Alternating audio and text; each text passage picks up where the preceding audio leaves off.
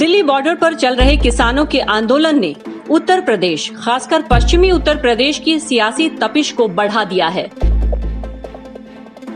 प्रदेश के सियासी दल किसानों की सहानुभूति बटोरने की कवायद में जुटे हुए हैं। पश्चिम यूपी के अलग अलग जिलों में महापंचायतें हो रही हैं।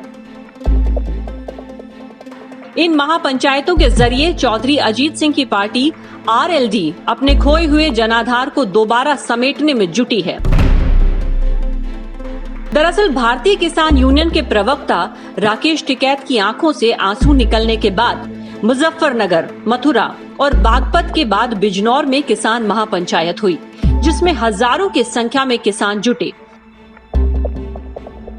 आने वाले दिनों में भी इस तरह की महापंचायत होने वाली है। दिलचस्प ये है कि इन महापंचायतों में विपक्ष के तमाम नेता शामिल हो रहे हैं,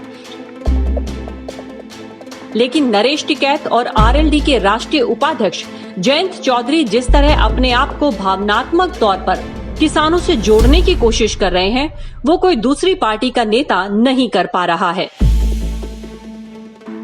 इतना ही नहीं, मुजफ्फरनगर महापंचायत में नरेश टिकैत साफ कर चुके हैं कि चौधरी अजीत सिंह को हराना और बीजेपी को जीतना हमारी बड़ी भूल थी। हमें आगे याद रखना है कि दोबारा भविष्य में ऐसे गलती नहीं दोहरानी है। नरेश टिकैत पश्चिम यूपी की सियासत में खासकर जाट समुदाय के बीच एक बड़ा सियासी संदेश गया है। इससे जाहिर होता है कि पश्चिमी यूपी के जाट उन्हें आज भी अपने नेता के तौर पर देखते हैं। किसान नेताओं का मानना है कि अगर अजीत सिंह संसद पहुंचे होते तो कम से कम किसानों की बात तो करते। उधर जयंत चौधरी भी जिस तरह किसानों के समर्थन में हुंकार भर रहे हैं, उसके पीछे सियासी मायने छिपे हैं। साथ ही किसानों की इस हमदर्दी को आरएलडी संजीवनी मानकर चल रही है। आपको बता दें कि यूपी में जाट समुदाय की करीब 4% आबादी है, जबकि पश्चिम यूपी में 17% के आसपास है। सहारनपुर, मेरठ और अलीगढ़ के करीब 4 दर्जन विधानसभा सीटों पर जाट अहम भूमिका अदा करता है।